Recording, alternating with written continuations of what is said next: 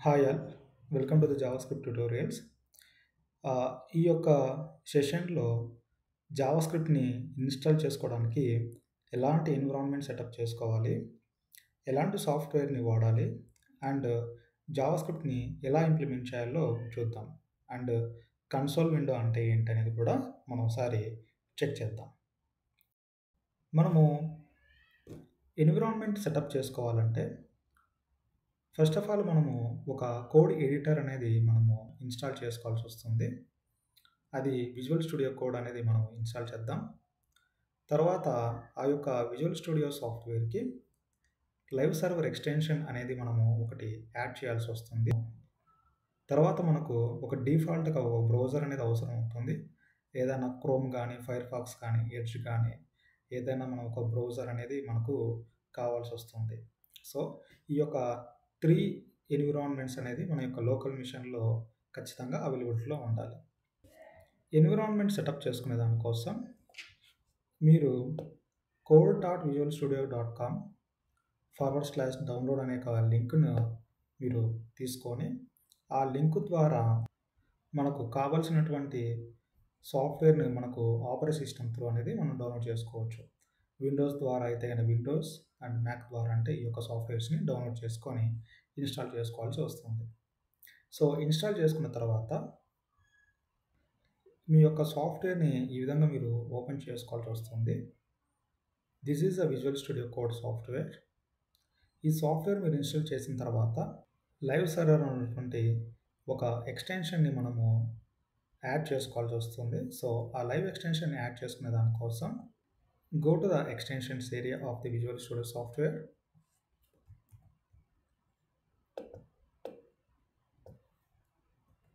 ఇక్కడ live server అని type చేస్తే మీకు ఒక ప్లగిన్ డిస్‌ప్లే అవుతుంది. దాన్ని ఇన్‌స్టాల్ చేసుకోవాలి. సో, ఇది ఇన్‌స్టాల్ చేసుకోవడం వల్ల మనకు జావాస్క్రిప్ట్ యొక్క అవుట్‌పుట్ అనేది మనకు ఈజీగా మనము క్యాప్చర్ అనేది చేసుకుంటాం. సో, తర్వాత ఒక డిఫాల్ట్ బ్రౌజర్ అనేది ఏదైనా కానీ మనకు అవసరం అవుతుంది. నెక్స్ట్ జావాస్క్రిప్ట్‌ని ఏ విధంగా మనము యూజ్ చేయాలి? ఏ విధంగా మనము ఇంప్లిమెంట్ చేస్తాం జావాస్క్రిప్ట్? అంటే హెచ్‌టీఎంఎల్‌లో ఒక పద్ధతి ఏందంటే ఎంబెడెడ్ జావాస్క్రిప్ట్ మనకు ఒక పద్ధతి ఉంటుంది. లేదంటే మనకు ఒక జావాస్క్రిప్ట్ సెటప్‌ని ఒక సెపరేట్ ఫైల్‌లో క్రియేషన్ చేసి అక్కడ ఇంప్లిమెంట్ చేసుకోవాలనేది ఉంటుంది.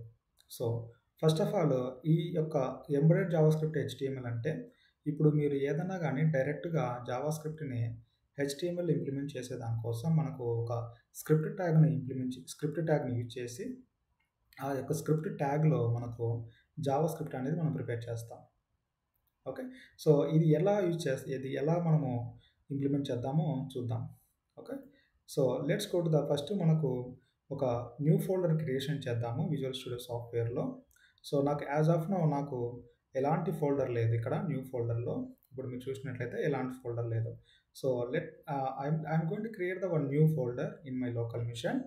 So, let's say JavaScript.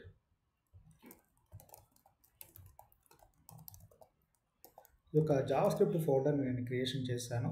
So, ఈ యొక్క జావాస్క్రిప్ట్ ఫోల్డర్ నాకు డి డ్రైవ్‌లో స్టూడెంట్స్‌లో ఉంది.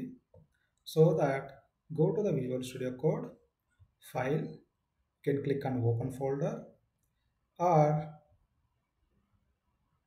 you can click on Open Folder directly. Click on Open Folder. So, go to the folder directly, select folder. That's it. Okay. Now, మీరు JavaScript folder అనేది చూడడం అనేది జరుగుతుంది. So, now let's go to the create one file. Let's say index.html. So, మనకు JavaScript మనకు prepare చేయాలంటే body యొక్క సెక్షన్‌లో మనకు స్క్రిప్ట్ అనేటువంటి ఒక ఎలిమెంట్ ద్వారా మనము జావాస్క్రిప్ట్ కోడ్ అనేది డెవలప్‌మెంట్ అనేది చేయొచ్చు. ఓకే.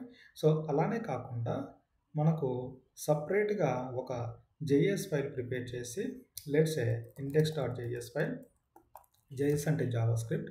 ఇక్కడ కూడా మనము కోడ్‌ని ఇక్కడ ఇంప్లిమెంట్ చేసి ఈ యొక్క ఫైల్‌ని మనం ఏం చేస్తామంటే index.htmlకి మనము రిఫరెన్స్ అనేది ఇవ్వచ్చు. ఓకే. సో, ఫస్ట్ పద్ధతి మనం చూద్దాము. ఫస్ట్ స్క్రిప్ట్ ట్యాగ్‌లో నేను ఇప్పుడు ఒక మెసేజ్ అనేది డిస్‌ప్లే చేయాలని చెప్పేసేసి ఒకటి అనుకుంటూ ఉన్నాను. Let me take the console.log and I am going to give the one number, let's say 10. Okay. Let me save all. తర్వాత మనము సేవ్ చేయాల్సొస్తుంది. ఎప్పుడైనా గానీ మనకు ఇక్కడ దట్ మీన్స్ 1 అంటే ఏంటంటే ఒక ఫైల్ అనేది అప్‌డేట్ అనేది అయ్యిందనమాట. Okay. So, let me save. So, save చేసిన తర్వాత మనకు ఆ యొక్క నోటిఫికేషన్ వెళ్ళింది చూడండి. Okay. Now let me see in the console window. Okay. ఒక మెసేజ్ అనేది కన్సోల్ విండోలో మనం చూస్తాం. ఎక్కడ చూస్తాం ఎగ్జాక్ట్‌గా అంటే, సో, ఎట్లా చూస్తామంటే output just right click of the index.html, right click, open with live server. మనం లైవ్ సర్వర్ ఇందాక ఇన్‌స్టాల్ చేసాం కదా! సో, దానివల్ల అడ్వాంటేజ్ అనమాట ఇది. So, control shift I open చేస్తే మనకు డెవలపర్ టూల్స్ అనేది ఓపెన్ అవుతుంది. లేదంటే మనకు డైరెక్ట్‌గా ఇక్కడ మోర్ టూల్స్‌లోకెళ్తే ఇక్కడ కూడా మనకు డెవలపర్ టూల్ అనేది మనకు కనిపిస్తుంది.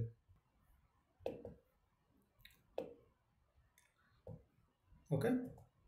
So, go to the console and see the 10. Okay. So, 10 అనేది మనకు అవుట్‌పుట్ అనేది వచ్చింది. అసలు యాక్చువల్‌గా కన్సోల్ అంటే ఏంటి? console.log అంటే ఏంటి? దీని యొక్క ఇంపార్టెన్స్ అంటే ఏంటి ఇక్కడ? అంటే సో, యాక్చువల్‌గా జావాస్క్రిప్ట్‌లో కన్సోల్ అనేది ఒక బిల్ట్ ఇన్ ఆబ్జెక్ట్. ఇది డెవలపర్‌లకి బ్రౌజర్ యొక్క డీబగ్గింగ్ కన్సోల్స్‌తో ఇంటరాక్ట్ చేయడానికి ఇది ఉపయోగపడుతుంది. ఓకే. కన్సోల్ ఆబ్జెక్ట్ డెవలపర్‌లకి ఇన్ఫర్మేషన్‌ని లాక్ చేయడము, కోడ్‌ని డీబగ్ చేయడము అండ్ డెవలప్‌మెంట్ టైమ్‌లో జావాస్క్రిప్ట్ ఎన్విరాన్మెంట్‌తో ముడిపడి ఉండే ఎలాంటి వర్క్స్ అయినా మెయింటైన్ చేయడానికి ఇది డిఫరెంట్ మెథడ్స్‌ని మనకు అందిస్తదనమాట. సో, కన్సోల్ యొక్క ఉపయోగాలేంటంటే ఫస్ట్ ఇన్ఫర్మేషన్ ఇది లాక్ చేయడం. అంటే కోడ్‌లో ఉన్న మెసేజ్‌లు మరియు డేటాని లాక్ చేసే దానికోసం ఈ console.logని వాడతారు. ఇది డీబగ్గింగ్ చేయడానికి చాలా యూజ్ అవుతుంది.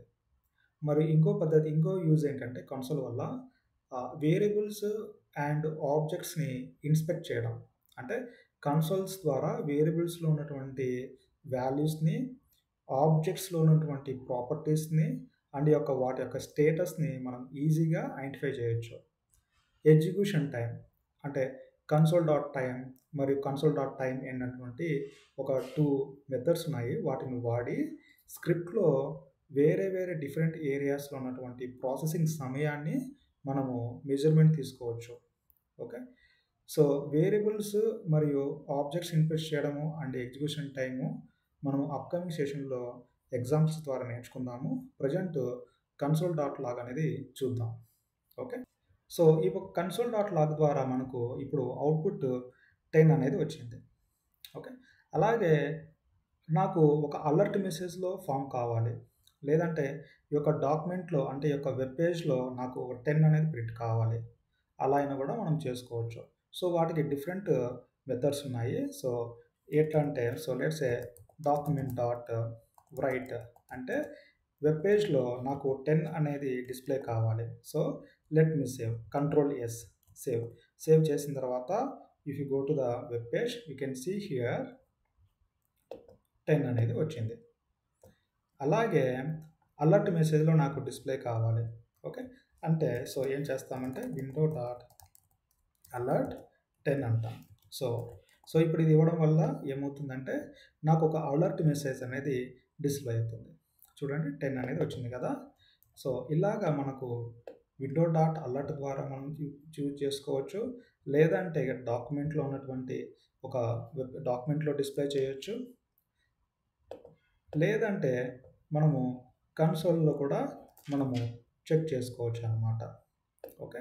సో, ఈ 3 పద్ధతుల్లో ఏదైనా వాడొచ్చు. సో, ప్రెజెంట్ మనము అప్‌కమింగ్ సెషన్స్‌లలో console.log ద్వారా మనము డేటా అనే ఒక మెసేజ్‌ని కన్సోల్ యొక్క విండోలో షో చేద్దాం. ఓకే. దీనివల్ల ఏమవుతుందంటే మనకు టైం అనేది చాలా ఈజీగా మనకు సేవ్ అవుతుంది. ఓకే. సో, నౌ నెక్స్ట్ ఇప్పుడు స్క్రిప్ట్ ట్యాగ్‌లో రాసాను కదా!